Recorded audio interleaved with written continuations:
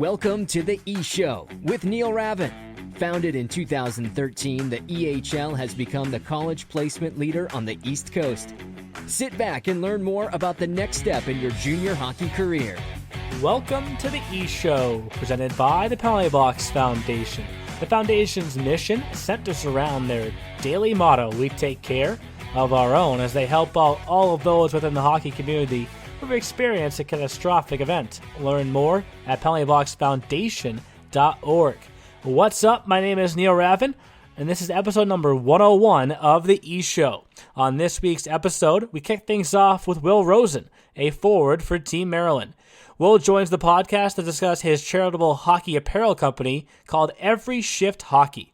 The Ecru then returns for the first time since Thanksgiving, recapping what's taken place in the weekly rundown. As for the Fantasy Challenge, along with an update on the overall standings, we make new picks that take us up to the holiday break. Finally, with another showcase on tap this upcoming week, we each highlight some games that we have circled on the schedule. I'm joined now by Team Maryland forward, Will Rosen. How's it going, Will? Great. Thanks for having me on. Thanks for coming on. A great story to talk about here, but let's first start talking about what brought you first to the EHL. I did my last year of school at the Northwood School in Lake Placid. Had a great experience there. And after my senior year, graduated, started my year with Walpole and then Worcester last year. And then this year, I joined my hometown team back home in Maryland. We have a great group, and we're really excited about what's going to go on this year. So there's two follow-ups I want to ask to that. First, you played prep in Northwood. When you play other prep play, or your teammates, if you will, in the EHL, what is that experience like for you? It's great. We actually have two other Northwood guys on our team, which is a ton of fun. And also our coach, our assistant coach, went to Northwood, so we have a lot of connections, and so it's fun to see guys around like that. And then you mentioned it, you're playing for your hometown team now. You had prior experience, 14U, 15U, 16U, AAA with Maryland. Does it all feel like it came full circle for you? Absolutely. I left home early in my youth because I thought that was the best path. So it's funny how things work out when I'm coming back for my last year before coming back. So definitely full circle, and I couldn't be happier about the spot I'm in now. And I definitely want to talk more about Team Maryland and your experience there later on. But the bigger reason why I brought you on this podcast is a company that you started. So let's get to that. What brought you to create ESG, and what is ESG? Yeah, so the company is called Every Shift Hockey. During COVID, I started a nonprofit company to help remind players that we shouldn't take anything for granted. That every shift is a gift, just like our slogan says. And we have two great charities that benefit from it. First, on the national scale, we picked the USA Hockey Membership Relief Fund, which aids families to help pay for their USA Hockey registration fees. And then second, locally in my hometown, we picked a rink called the Fort DuPont Ice Arena, which is the rink that I grew up playing on the first time I played, which is great. And they have programs on and off ice for people of all ages and backgrounds. So it's really cool. And, we have our website, everyshifthhockey.com. And, we have a ton of cool new gear. We just put up our new knit hats for the holiday season if you want to gift it to somebody, and as well as other t-shirts and pullovers like this one I'm wearing now. So it's a lot of cool gear for a really great cause. And how did you come up with the idea, though? Is this one of those, like, you thought of it while you're in the shower or right before you go to bed? Like, how did you come up with the idea? It's funny. It actually came from my mom. It's something my mom used to say to me right before I got out the car, playing youth hockey. She would say, remember, every shift is a gift. So that's where the name comes from. It just kind of started rolling from there. It became really relevant, just to keep it going and not take anything for granted. And you bring up COVID, which is a topic that we've obviously covered at length on so many episodes on this podcast. How in particular was your season disrupted by COVID last year? So last year it was difficult. We're wearing masks in Massachusetts on the ice, off the ice. And our, some games were rescheduled and whatnot. But the biggest part, and one of the main reasons I started this company, is when I was actually at Northwood, which we talked about a little bit earlier. We were on our way to the state tournament. And 3 days before, we all had to leave school and COVID shut everything down. So it's just, yet another example that you just never know what's going to happen and you're going to get another chance. So that's really where it all started from. As a player who goes through something like that, how often do you have to kind of pinch yourself because you want to go back and finish that year, but know that you weren't the only hockey player that went through that?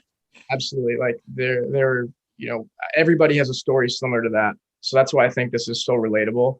That guys can go on and see that, everyone is going through ups and downs of hockey and COVID and whatnot, things that you can control and things that you can't. So you just have to remember that when you get those opportunities, just to make the most of them.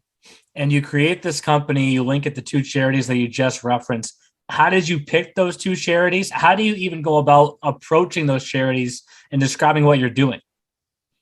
So locally first, that rink that I grew up in, I played youth hockey there. I played high school there, and I know the staff a little bit. So it was not super hard to get in the door there, being a local guy. So sending a few emails and networking, and maybe a little bit difficult for the USA Hockey Fund, but we're looking forward to, at the end of a year when we started it, to send a check to both of them. So are you looking to add more charities, or do you want it to kind of start with those 2 first and see how this grows? Yeah, we're leaving all possibilities open. We started this last March, and we're just seeing where things go, what people like, the products they like, and what really catches fire.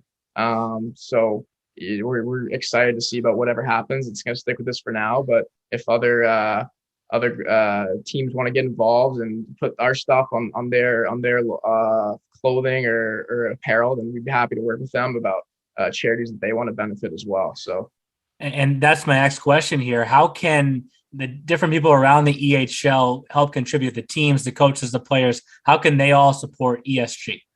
Well, first of all, like I said, you can go to our website. I'll drop it again, everyshifthockey.com, where we have tons of apparel, which is pretty cool. I think, we designed them. So you can get your stuff there, but also if you want to reach out to our email, everyshifthockey@gmail.com. Like I said, we'd be willing to work with you guys, putting our logo with your stuff if you like our message, and helping to support charities that you find relevant or important to you in your local area. And you keep saying we. I know you're spearheading this, but who's the we that's helping you behind the scenes? It's my family, it's friends. I get ideas from everywhere. So whoever wants to jump on board, and I don't say no to anybody if you help out. So it's only been a year, right? As you were just saying, what are the goals? How big do you want this thing to get, and where do you want it to go? I just want to spread this message as far as it can go. Obviously, it's a pretty niche community with hockey, but if it spreads farther, so be it. Like I said, like we're just going and running with it and see what happens. And yeah. How do you balance it while being an age out player, playing junior hockey? It's honestly a great time. It gives me something to do coming home from the rink, step away from hockey, but it combines, my passion for the sport, as well as giving back. So, there are times for it to work on it, and it's no issue because it's a ton of fun and I love doing it. And I brought up earlier, you're with Maryland now. You kind of returned home for your final year. What has that experience been like? And when did you know in this season that you had made the right decision? I knew right away. Even in the summer, I'd worked a little bit with both of our coaches. We have a great coaching staff, and we have a really great group of guys. So I just knew kind of from training camp and our first couple of games that, wow, like we really have a good group here and we can do some great things in the long run. How many games though into the year? Because Maryland, this is obviously far and away the best season that the program has ever had, or at least started with. How many games into the year did maybe you or even Coach Fusco say, hey guys, I told you so. This is a pretty special group. We had meetings about it from the very start. And Coach Fusco and I and other guys have talked about how this is a great group. So I don't know exactly how many games into it. We were just on a roll and we just kept going. We trust him, and he knows a lot about the game and what works. So we're just following his lead and doing everything we can. That's awesome. Well, for one final question, before I bring in my crew for the rest of the podcast, I have to defend myself a little bit here because I said 2 podcasts ago, and I'm going to have you give me this answer because I know what you're going to say. is the South Division the toughest division in the EHL? Absolutely. It is. We have the best all-around teams. It's going to be a tight race to the very end, and hopefully we'll end up at the top of it, and that's what we expect. But we have 3 other great teams in the conference, so it'll be a battle all the way through it.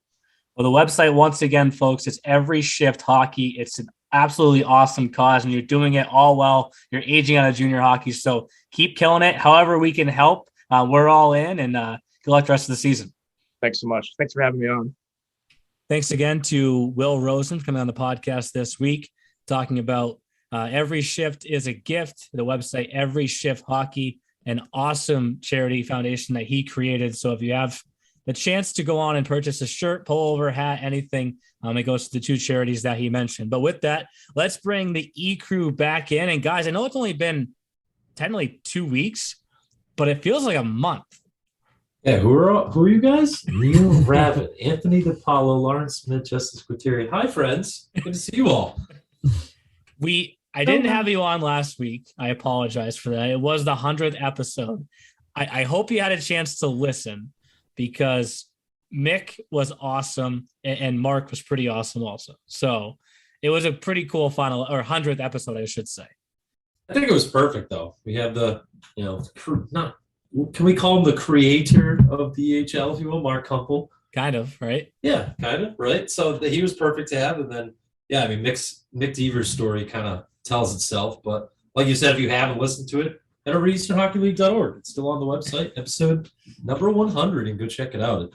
It's a great one. Comps is awesome. Missless. Hearing his voice is just brings you back to years ago, right, Neil, when we first started together. And dude, some of the stories, man, like the Frozen Finals when John Roger poned up at Mark sitting in the press box. I remember that. Couple, get down here. These refs are drop every expletive. He's like, that's on you. That's on you. And it's like, well, we created an event that they want to win, so we got that right. But it was Cups yelling back. He was like, enough, John. Yes. Okay, there's a game going on. Yeah, it was a pretty special episode. I was also going to start by saying nothing's happened between the last 2 times that we've all been on together. Actually, a lot has happened.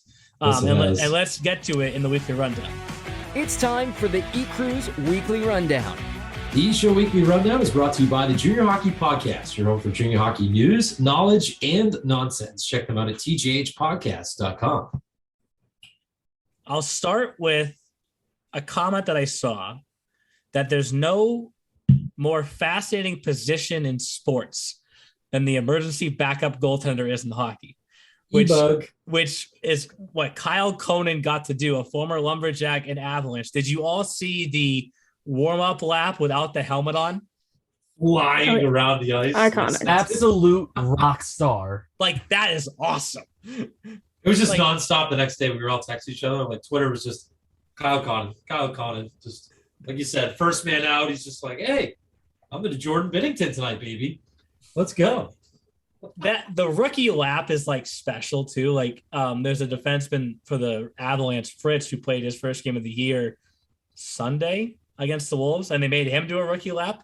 Not really the same, but like seeing Conan out there, I was like, Kyle Conan is an NHL player for the night.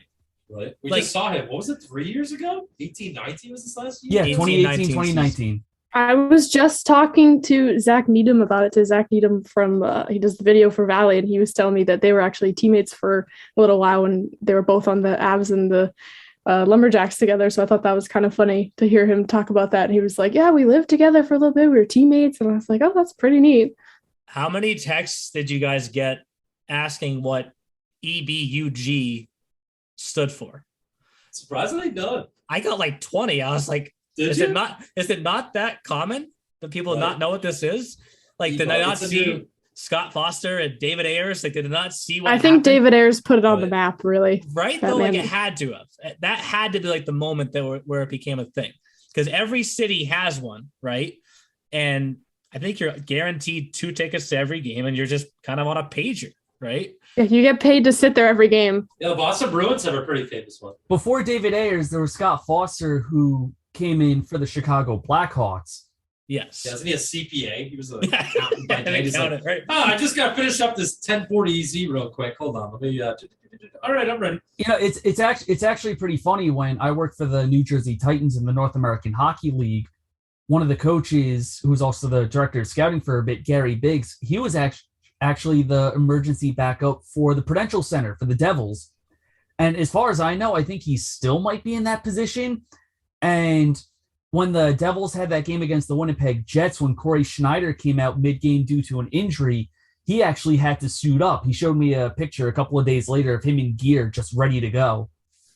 Was he sporting that cool jersey? Boo! On air, you're better than that, man. On air and off air, Jeff is not a fan of the New Jersey Devils' new jersey. Is anyone? I have literally not heard one human that said they enjoy that jersey. But Justin just brought up a really good point. Kyle Conan being the emergency backup goalie, he's now at the same tier as Tuukka Rask, who is also the current e-bug for the Boston Bruins. Yes, he is. And if Tyler Rigo, we have to have a chat. If he's listening, he just got very excited because he's the biggest Tuukka fan in the world.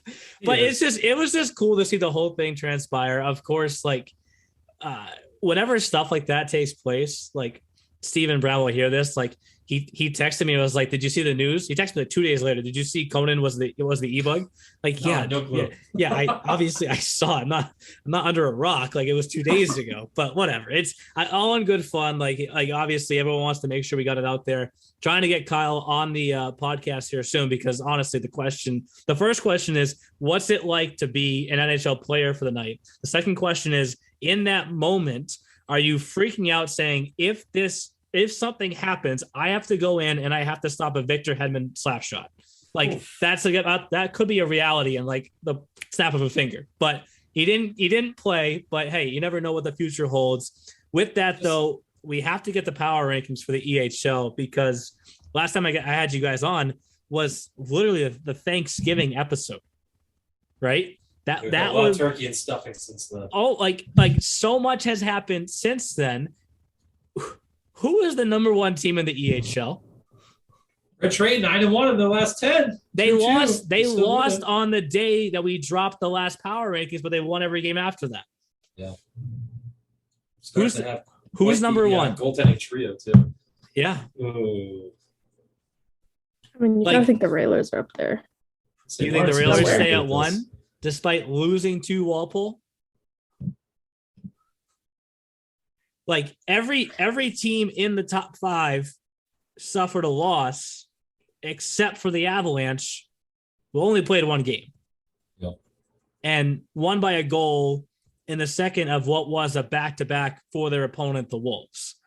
So I don't think the Avalanche by any means can go all the way up to one, because they won one game. Especially, and all the teams are playing like similarly in the last 10, minus Maryland's at 5-5, and everyone else is at a 7-3, 8-2, 9-1 clip. What's crazy is like there's two teams in particular that are kind of lower in game counts. Worcester, who has 6 games from the 9th to the 22nd. Like, here we go, buckle up. And the Little Flyers, who I want to say have 5 games, and then they have like 11 in January, right? Yep. Like by the time we get to the end of January, all the game counts will be pretty equal, because I think the teams know what they want in February, and they're pretty consistent in the kind of 7-8 game range to kind of get themselves ready for the playoffs. But we have to start somewhere, and it's probably between the Railers and Walpole for number one. I think you got to put Express up there. They're literally 9-1 in the last 10 games. They've beat the Seahawks twice and only lost them once on Thanksgiving, and they beat the Railers 4-2. So I think that gives them a bit of an edge. I'll go Walpole 1. I'll go Walpole 1. I've always been right. Don't let me get my Walpole Express Mills nameplate that Justice Gutierrez made for me out of my bag. And Jeff, you are red train true and through, man. Like I was going through my goalies fantasy picks this year, and I was like, Scott Bird, Jack Washer. But like I said, go back in my years. You mentioned this earlier. You mentioned the trio that they've used, because Owen Swanbond came in on that too. Saturday when they were down 4-1. So if you're the Seahawks, right, you win on Thanksgiving, you're up 4-1 after 20 minutes. You're like, we could sweep Walpole, and Like, watch this momentum. Swanbond comes in, makes 30 plus saves in 2 periods. They come back to win that game. Then they come back and beat the Railers. They have to be 1 right now. Worcester, I think we put back at 2 because the Rangers haven't been perfect. The Rangers have a loss to the Wolves in there. Yep. And a great performance by Gillerman for the Wolves, 43 saves. 43 saves. The second I saw that, I was like, yeah, that's goalie of the week. Like, you can't top that. Yeah. Especially against a Rangers squad that puts quite a few pucks in the back of the net and doesn't usually give up many either. And I stopped by that game today just to watch Nathan Miller get his 12th all-time shutout, right? So he had 6 for the entire year last year, and he has 6 before Christmas this year. Like, so will we be sending him to Northeastern? He's matching Devin Levi by Northeastern Huskies. Holy it doesn't. Speaking of stuff that's taken place since the last podcast, Jeff, thank you. Andy Moore, last year's Rookie of the Year, commits to Northeastern.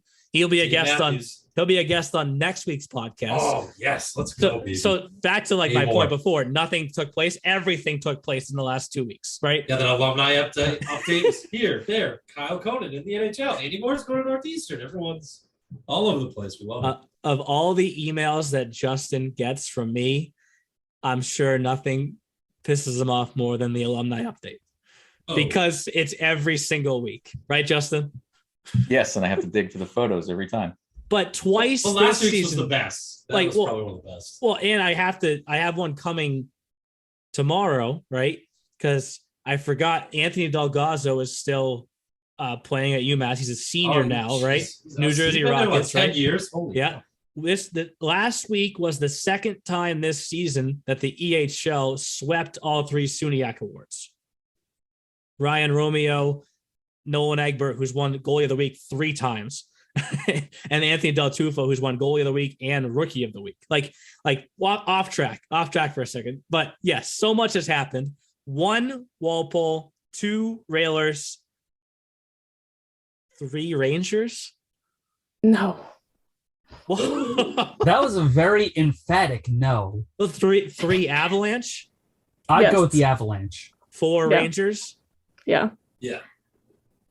Rangers has to go to 3. They've been we're recording this in the middle of a Rangers home and home series with the Wizards, who probably are going to message me soon and say, can we move out of the Rangers division because we haven't scored against them in 3 games? The Avs shut out the Wizards 2-0, and they beat the Wolves 3-2, whereas the Rangers lost to the Wolves in their only game since losing to Walpole last month. I'm agreeing with you. I'll put Avalanche at 3. I'll put Rangers at 4.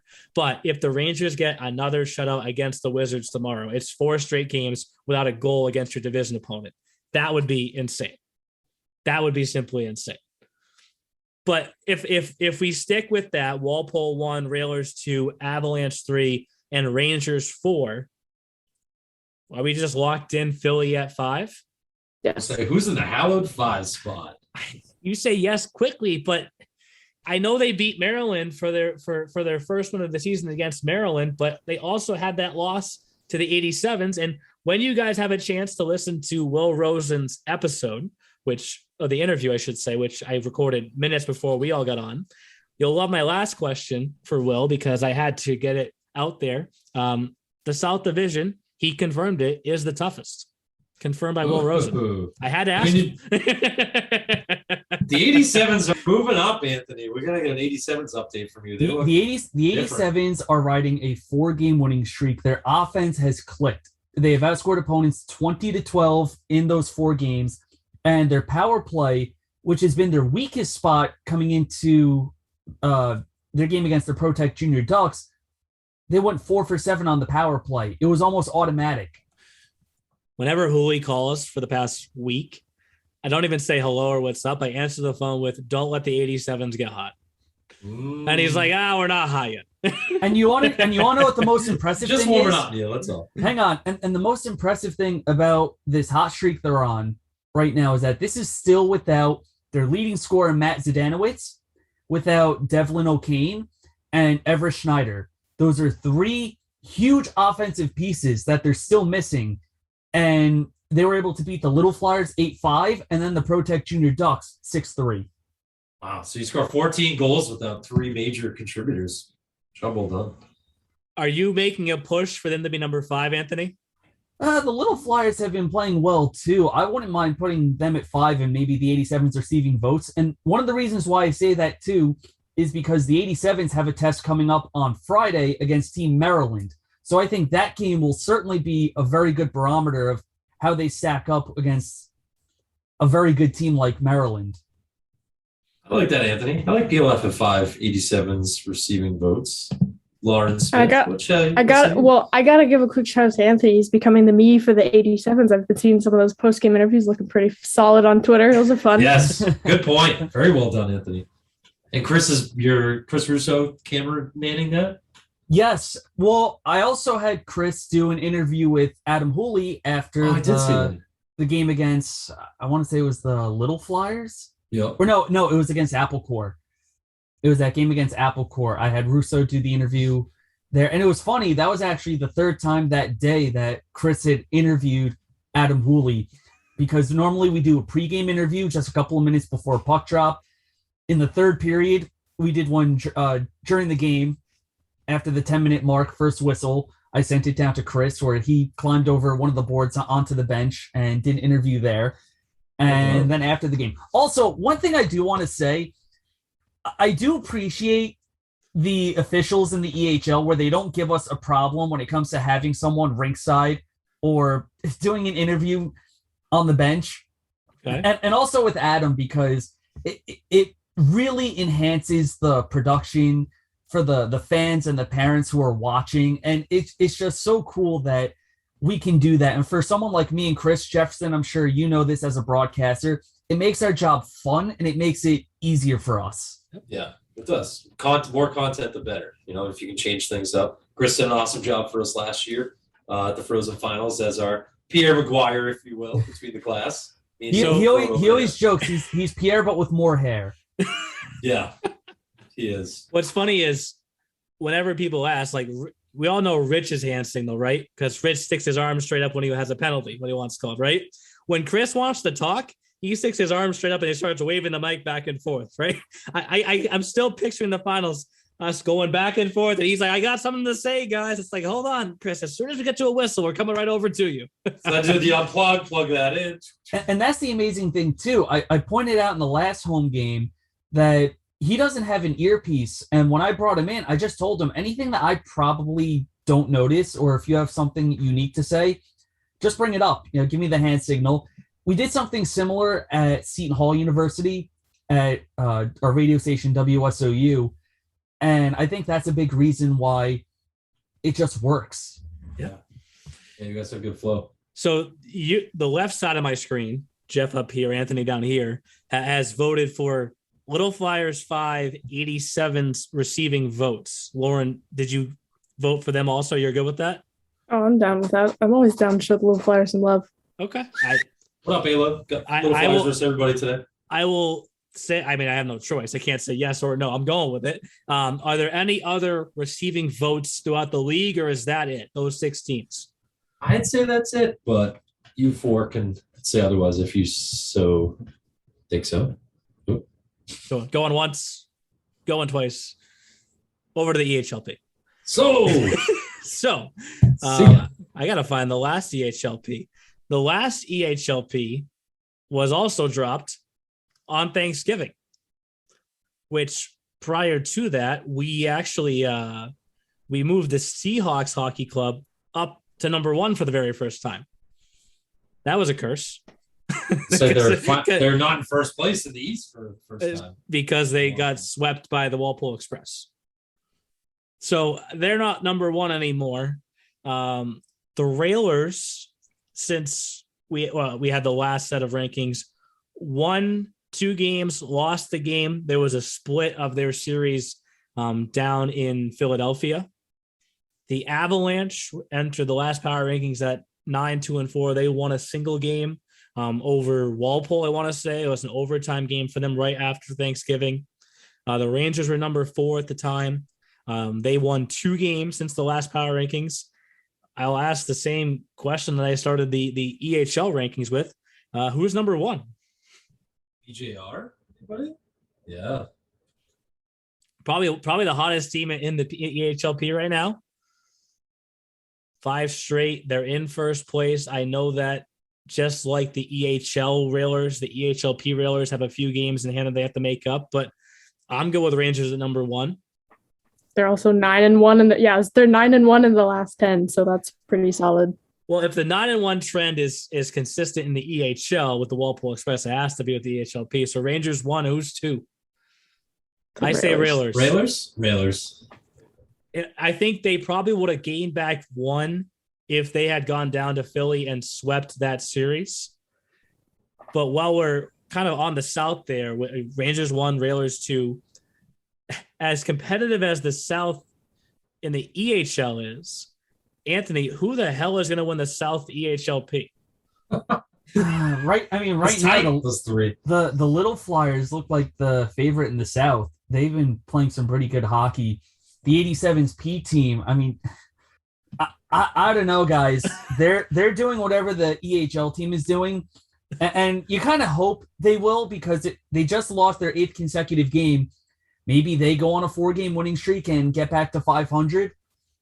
It's been a tough ride for the 87s. They've been battered. They've been injured, missing that full lineup. But they've also had some tough games in that 8-game stretch. So they need to turn around. The Little Flyers have looked good. The Connecticut team, too, the Chiefs, they're at 10-7-2. They've also been playing some really good hockey as of late. I'll say the only good thing, too, for Coach Connell and the boys is they're only 4 points out of first, even with the 8-game skid. So they're still right in the thick of it. So we got Rangers 1, Railers 2.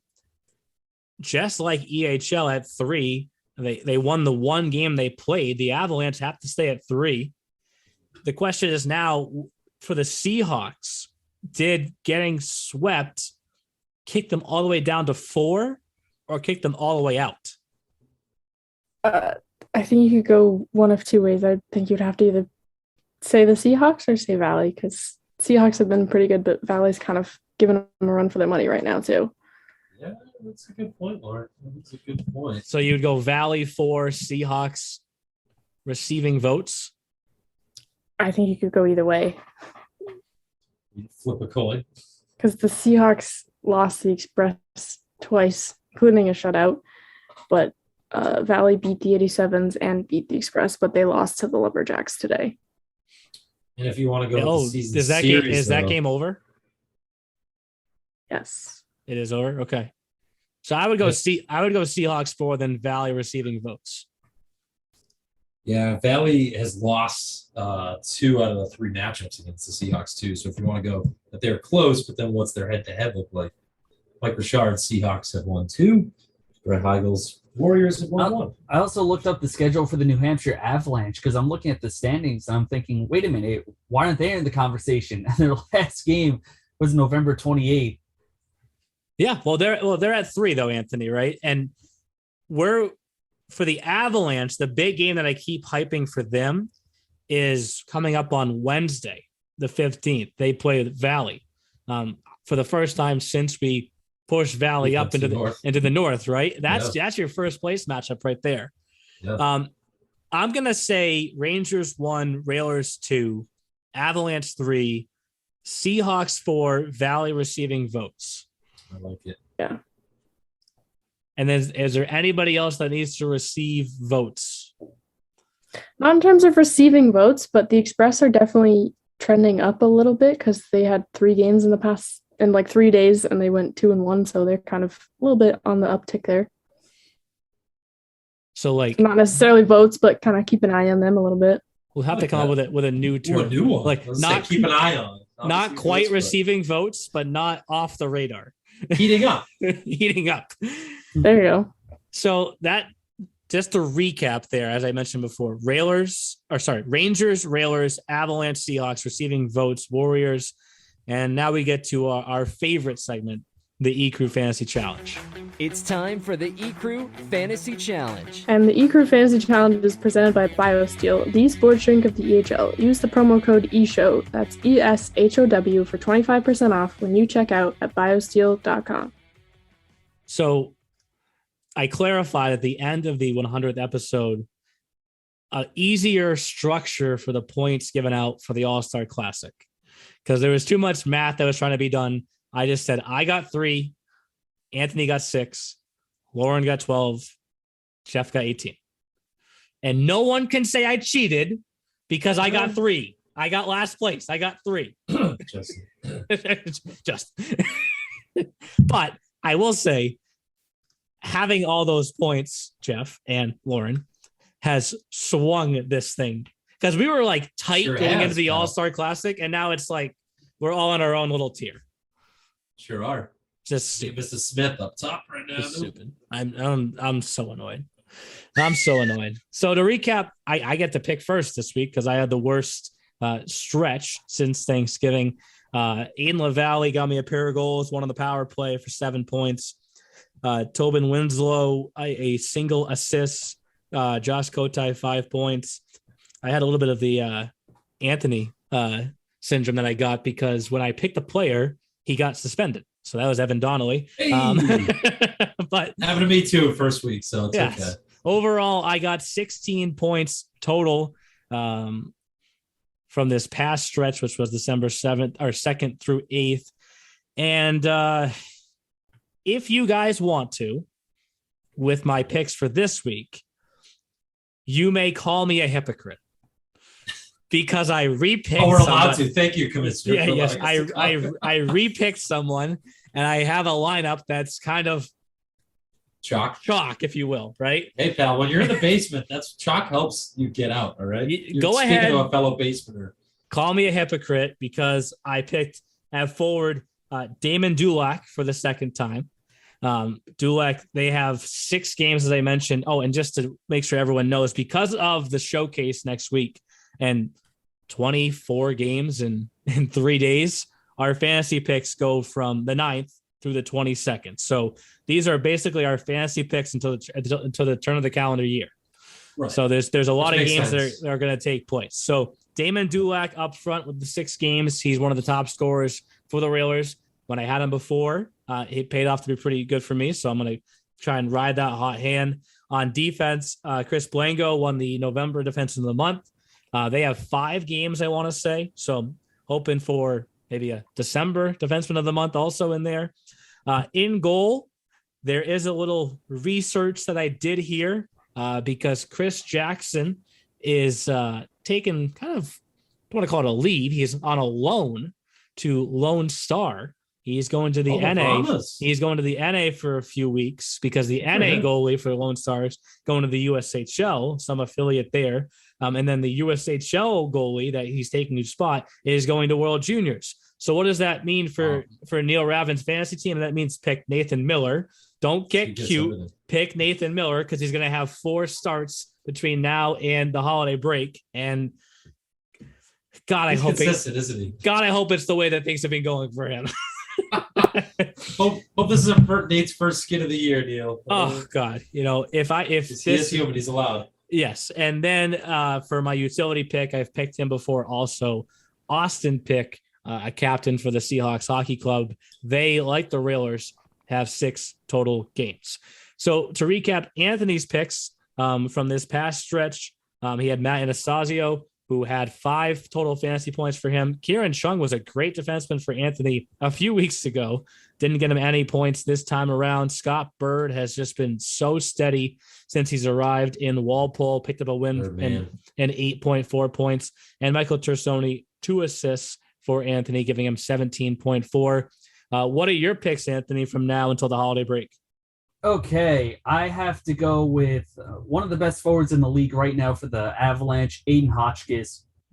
He is riding a bit of a point streak right now. 2 of his last 3 games, he had multi-point performances. So he's my pickup at forward. For defense, just like you, Neil, I'm looking at the Railers. I have to go with Tyler Anastasi. He picked up an assist in his last game, and looking at the schedule ahead, I think this is a week for him where he has the potential to really go off. And that's why I'm going with him. He's done it before, and I think he can have a hot stretch here in December. For goalies, I'm going with Stefan Kuhanik. Has a 9-2-1 record. Came off a win against the East Coast Wizards, a 3-0 shutout. And I'm bringing him onto my team. And for the utility position, I'm going with the Connecticut Chiefs. I'm going back to the Nutmeg State with Hunter Rossi. Love it. He has quote unquote only 11 points, but he came into the picture for the Chiefs in October, and he has 4 points in his last 4 games. He picked up an assist in that game against the 87, so I got to see him play in person. Really electrifying, always has the puck on his stick, kind of similar to Jack Devine. They serve as a really good 1-2 punch, and I'm going with him for the utility position. That brings us over to Jeff. I mentioned before he got the 18 points from the All-Star Classic. Followed it up this past week. Jeff, when you pick Cole Scott, it's a good pick, but he just doesn't want to do anything for you. He was a big part of the Blue Boys, though. Hashtag champ. We are the champions. And I dedicate that championship to Ryan McGrath's exhilarating speech. It was real. I'm not even being sarcastic. Ryan blew them. I got chills and some other things, and life was good in the Blue Boys locker room. They went out there and sealed the deal at ship season and brought out a Jerry York quote. And yep, Cole Scott was great for the Blue Boys. It's okay. He's allowed to take So, but off. what's funny is you have a player that puts up no points, right? You still pick second to last because the other 3 guys got you 30, 3 assists, 2 on the power play for Corey Papauser, 8 fantasy points for John Werber. And then this is the second time this season you had a player in 1 week collect 6 assists for Victor Deneau.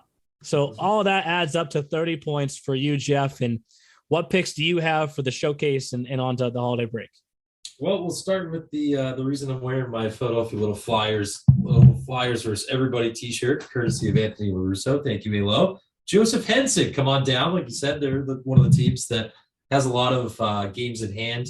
So they're playing 5 games this week. Henson, I'm hoping, should get the bulk of the starts.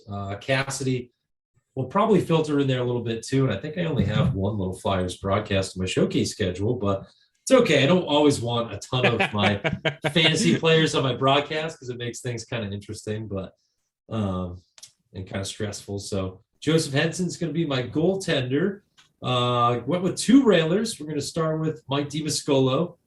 He's been hot lately, has 10 goals, 5 assists on the year, almost a point per game player for Coach Bertoni with 15 points in 18 games. 6 of those are on the power play, 3 and 3, nice and symmetrical with the power play goals and apples. He's rating that produce line, which Lauren loves to say, and I now love to say in my color comments. That's one of the best color comments I've heard in a long time. Dimascolo, as of recent, too. Thank you very much, Beanie. Dimascolo, as of late, too. Lots of points, lots of goals. He's picked up 6 goals in his last 5 games. So hoping for Mike to be able to continue it. And then this one is kind of fun because I told him he was also on the hashtag Blue Boys. Tyler Drummond scored a filthy goal in that All-Star Classic. And I'm thinking that that's going to carry into the second half for Tyler Drummond. He's got 9 points in 18 games. I told him, I said, Tyler, I'm going to pick you in the second half. He was like, all right, Jeff, sounds good, man. Sounds good. So Tyler, I'm a man of my word. Here he is. Tyler Drummond's going to be my team man. Again, playing numbers, right? Because we said Railers are going to play 6 games. So hoping Drummond gets a lot of he only has 1 goal, but has the 8 assists. Hopefully, maybe a couple more goals from him. And then this is kind of my sexy, under the radar pick.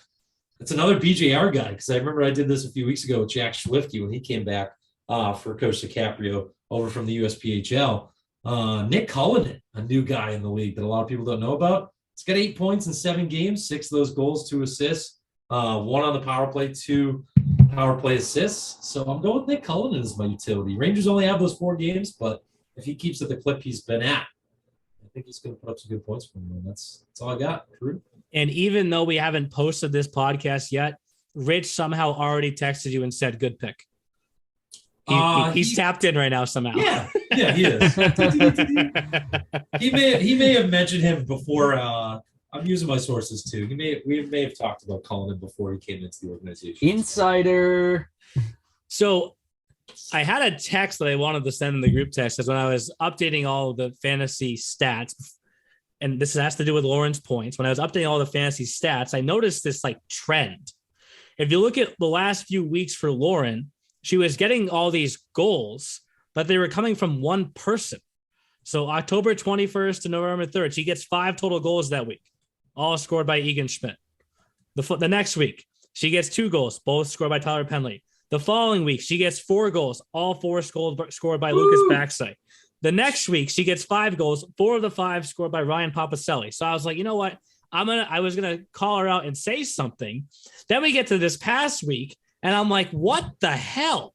Because I shouldn't have said anything probably, because Nick Newman, 2 goals, 3 assists, 1 power play point. Ryan Brow, a goal, 2 assists, 1 power play point. Billy Hartnett, 5 goals, 2 assists, 1 game winner. And that hasn't even included Marshall McCallop yet, who lost today, as the Rough Riders had a pretty crazy comeback to win 5-4. But say they hang on to win that game, there's 4 more points. Overall, her weekly point total was 42.6. And you yourself said a few of these are risky picks, right? Yes. Didn't you not say that when you submitted those fantasy picks? Where's the risk? But they paid off. I don't. Those of you that can't see Lawrence Smith smile right now, you deserve that smile, kid. Job well done to you. You keep pulling them out. 42.6. She's my vote for rookie of the year right now. So, so how do you match that next week into the showcase? I'm thinking a few faces we have seen so far this season. One we might not have seen yet. I don't remember off the top of my head, but I'm starting off at forward with Colin Bella. He was disgusting at the All-Star weekend in the best way. I'm pretty sure it was my team he had a hat trick against, and he skated by our bench every time just to give Brownie and Baxley a look, which was quite a fun time. And they were both like, "Oh, we're going to be hearing about this later." And then on the back end, we're picking up Mr. Jimmy Mettler from the Apple Corps. He's been pretty hot for them so far. He's, I think, 3rd or 4th for the team. He currently has 21 points in 22 games, which is pretty solid, and he's been pretty good so far for them. They haven't been super successful lately, but even despite not being super successful, they still score a lot, and he's a big part of that, whether he's scoring them himself or giving all the assists. He has 19 assists, so he's definitely a big playmaker kind of guy. And in net, I'm picking up Big Bird himself, Mr. Scott Bird from Walpole. I'm excited to pull him in and see how he does for me. I've picked up Bosher before, and he's done pretty well, so trying to hope that the luck with the Walpole goalies continues. And then for my utility pick, I don't know if anybody's picked him yet this season, but I'm pulling in Justin Harshaw from the Chiefs. They have 6 games coming up in this next couple weeks, and I'm excited to see him continue playing because he was super hot at that All-Star weekend. He earned that spot, and he was just having a show that weekend. So I'm excited to hopefully see him continue that with these next couple games. And we're seeing them in Newington. That's their home rink. So hopefully that's a bit of an advantage for them. Yeah. I got one note about Colin Bella. First off, I do respect that pick, Lauren. Colin Bella had recently become the all-time leading scorer for the Connecticut Rough Riders. He surpassed Alex Roella for 116 points as first all-time for Connecticut Rough Riders history. He's also 2 goals behind his older brother, Andrew Bella, for the all-time goals lead. Colin's at 53, Andrew set the record at 55. So that's a record that he's closing pretty in solid. on.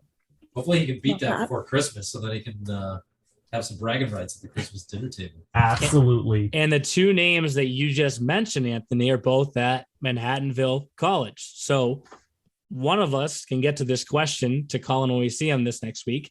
Are you also going to Manhattanville? No pressure, but we have to ask that question. Overall points, just so we can tell everyone where we're at. Lauren is in the lead at 320.8. Jeff is at 301.2.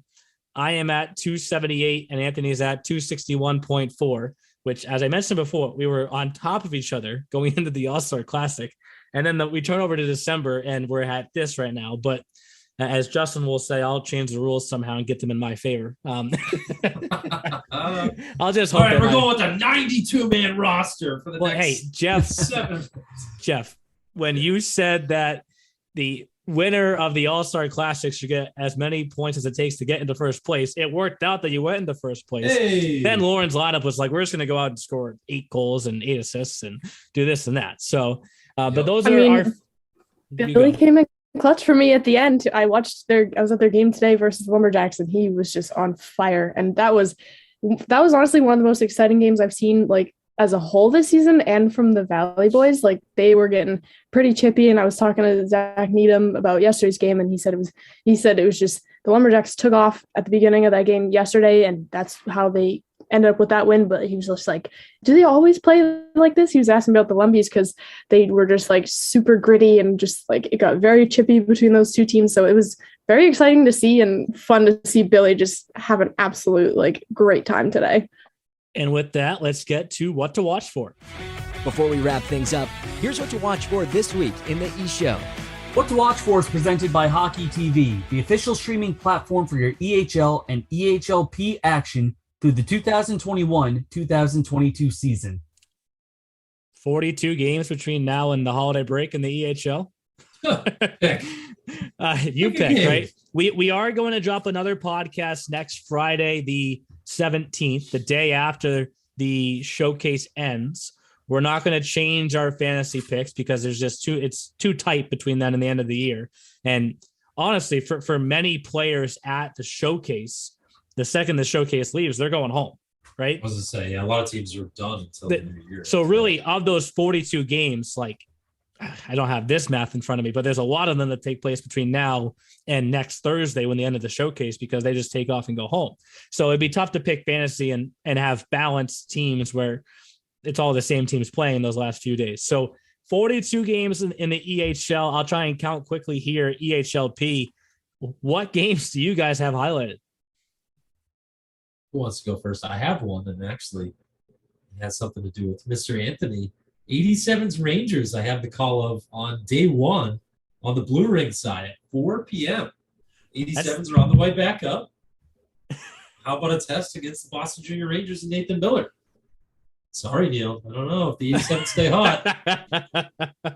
They can let a few goals in, buddy. I don't know. There's 25 games between now and the holiday break in the EHLP. So we're just like, gloves are off. We're just going to go crazy here up until the holiday. Then everyone can exhale and breathe over the holiday break. Hang on, Neil. Did you say EHLP first? And Jefferson, were you referring to the EHL? I think there's a bit of a mix-up over here. I was referring to the EHL, yeah. All right. I thought you were leading with the EHLP. That's why I got confused. No. I was saying between now and the holiday break, there's 42 EHL games and 25 EHLP. Truthfully, I'd like to have a game to watch from each of us between now and next week's podcast, which the majority of the games at both levels are going to take place between now and then. There are some EHLP teams coming to Newington. I want to say 4, including the Chiefs, or 4 or 5. I think we have Railers, Seahawks, 87s. Yeah, I think we have 3 Chiefs. EHLP games per day, but obviously EHL we have 8 per day with one EHL team sitting out per day because of the odd number. So we have one game to watch so far. Jeff just gave us that. You said you're calling that game, Jeff? Yeah, 87's Rangers. See you on Hockey TV, 4 p.m. Tuesday. So don't get too excited, I guess, when Nathan Miller gives up a goal. Neil, take that. I know, because we love all you players, and we're doing this for you guys. You know, but yeah, I'll be mild. I'm highlighting next Wednesday, the 15th, the 5th time this season at the EHLP level that the Railers and Little Flyers have faced off. And they've split their first 4. They weren't supposed to play 5. Let's just make sure everyone knows that. Because we lost the team, we had to move some games around, and that's how it worked out. Mark Hatchon, not a big fan of that, because he said, how do we play the Railers 5 times? They're so good.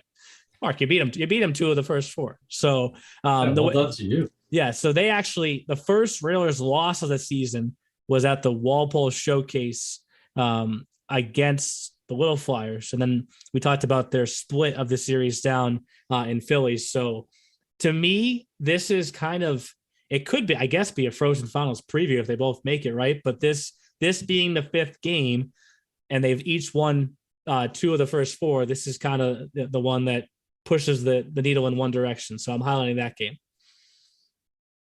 I have one from EHL and EHLP to watch. I think the Chiefs are playing the Railers this Friday, and I think that's going to be exciting. It's a bit of a rematch of their 2-1 loss that they ended up taking back in November, but I'm excited to see how that plays out because I remember watching that game and the Chiefs were leading for most of that game. It wasn't until like right near the end that the Railers kind of found a way to fight back and get the win. So I'm excited to see how that plays out again this weekend. And in terms of the P, the Express have a couple games this weekend, and I'm excited to see them. They're playing up in Laconia on Friday, and then they play down in Hooksett at the Avs on Saturday night. And I'm excited to see those, especially the Parker brothers have been just absolutely so hot for that team. They have been just like you look at any of the score sheet, one or both of them are always on it for every game. It's insane. Philip Parker is like probably a little over a 2-point per game player at this point. His brother is a point per game. His brother Aidan is a point per game player. Like the two of them are just absolutely running away with that team. So I'm excited to see how they do. They're struggling to stay consistent a little bit in terms of like the win column, but I think they're kind of on the uptick thanks to those two guys. And it's been showing for both of them with 3 or 4 EHL call-ups now between the two of them. So that's pretty exciting to see. Yeah, Philip leads the league in points with 35. I don't know if Aidan leads defensemen, but there's your homework, Lauren. Figure out what percentage of the points the Parker brothers have accounted for Walpole, because they are without a doubt leading that team. So, Anthony, Anthony, do you have a game to watch? Did Jeff steal it? No.